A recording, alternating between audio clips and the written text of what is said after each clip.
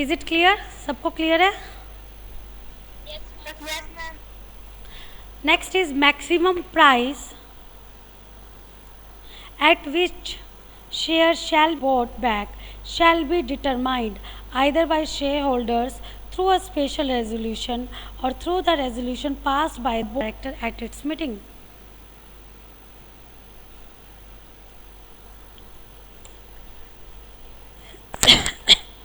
Buyback offer shall remain open for not less than 15 days and not more than 30 days. In case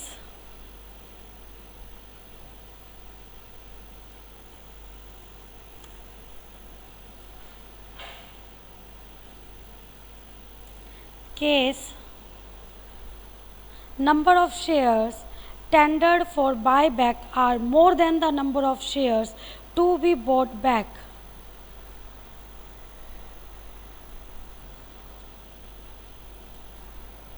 the number of shares to be bought back from each member shall be determined on proportionate basis.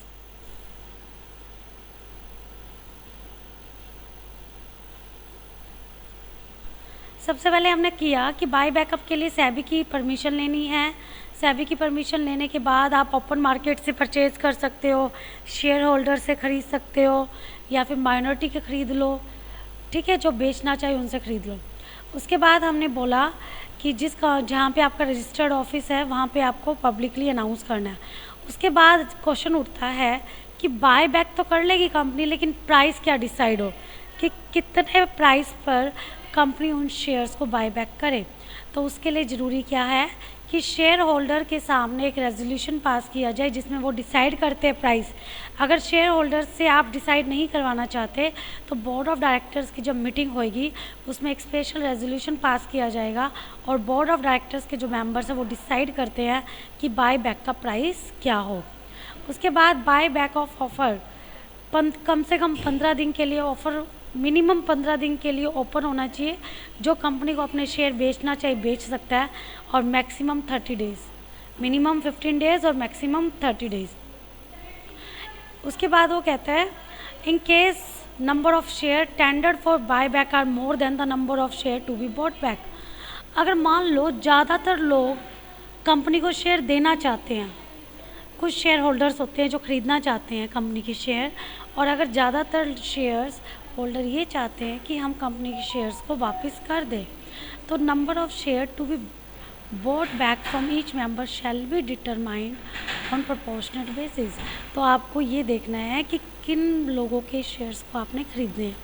आप जो company को अपने shares वापस करना चाहते हैं, सारे share holders के शेयर्स को तो आप ख़रीद नहीं सकते हो, क्योंकि इतना फंड भी नहीं होगा। तो आप कैसे शेयर्स को डिटरमाइन करेंगे? तो कह रहा on the basis of proportionate.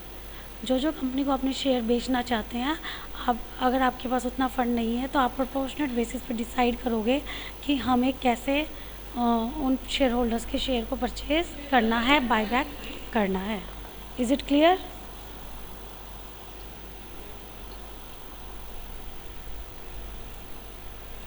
Clear आप सबको?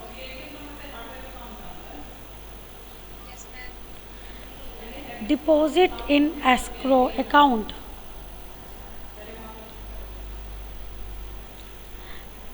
It is important. Escrow account पे 2 मार्क्स में भी वो क्वेश्चन पूछ सकते हैं कि एस्क्रो अकाउंट क्या होता है। एस्क्रो मीन्स कैश और bond deposited with a third as a guarantee until a specified condition has been performed.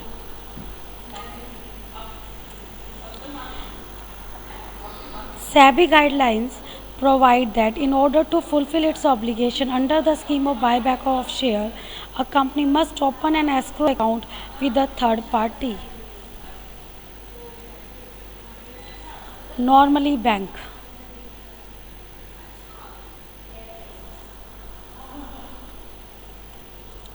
An escrow account may consist of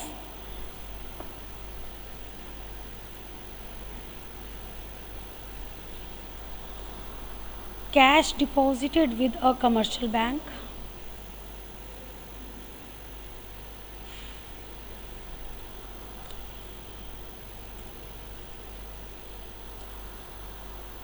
bank guarantee in favor of the merchant banker,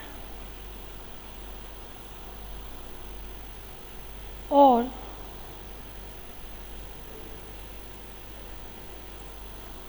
deposit of acceptable securities with appropriate margin, or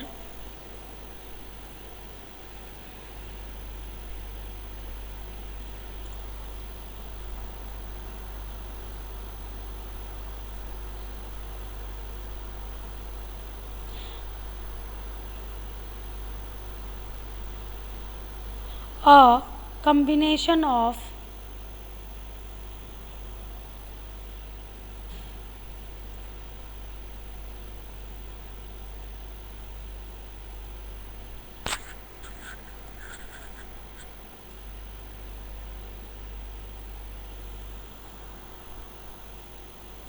A, B,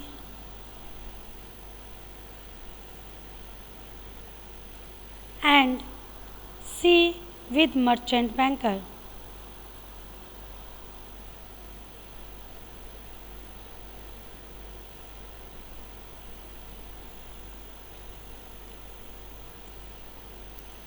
With merchant banker.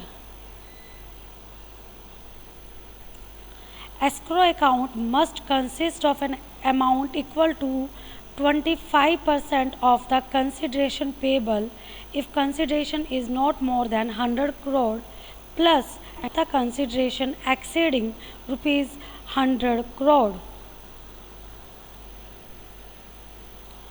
On payment of all the sums due to the shareholder who had accepted the offer of buyback,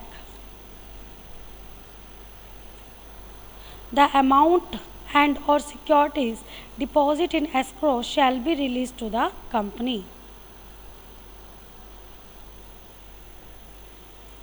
The escrow account can be forfeited by the SEBI in case of non-fulfillment of its obligation by the company.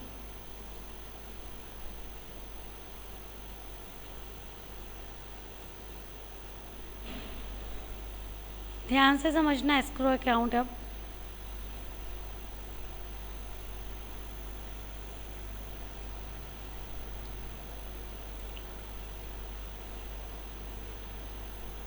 देखो, escrow का मतलब क्या है? Deposit in escrow account,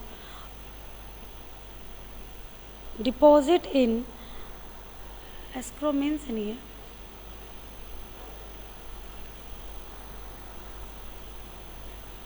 escrow means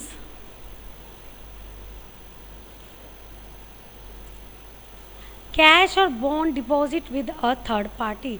अगर आपने cash या कोई bond होता है डिबेंचर की तरह, एक डेट सिक्योरिटी, अगर आपने वो किसी थर्ड पार्टी को जमा करवा दिया है एज ए गारंटी मतलब कि हाँ भाई इस पर्सन के पास जमा है और इसके पास सेफ है अभी हमारे कैश भी और बॉन्ड भी, until a specified condition has been perform, जब तक वो स्पेसिफाइड कंडीशन फुलफिल नहीं हो जाएगी। जैसे कि हमने पहले भी बात की है, मैं जब कंपनी शेयर इशू करती है तो जो पैसा आता है एप्लीकेशन का मनी का, वो कभी भी कंपनी के पास नहीं आता, वो कहाँ पे जाता है आपका, वो एक बैंक में जाकर जमा होता है, किसी बैंक अकाउंट में जमा हो जाता है।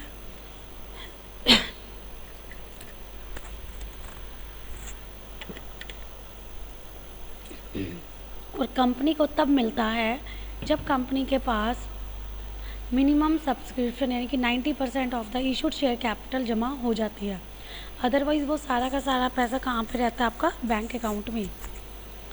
सिमिलरली एस्क्रो भी एक इस टाइप का ही अकाउंट है जो हमारा किसी थर्ड पार्टी के पास एक कंडीशन के फुलफ़िल ना होने तक जमा है। जब वो कंडीशन फुलफ़िल हो जाएगी तब वो हमारे पास आ जाएगा।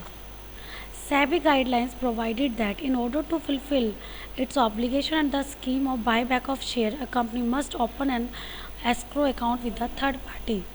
जब भी company buy back of share करेगी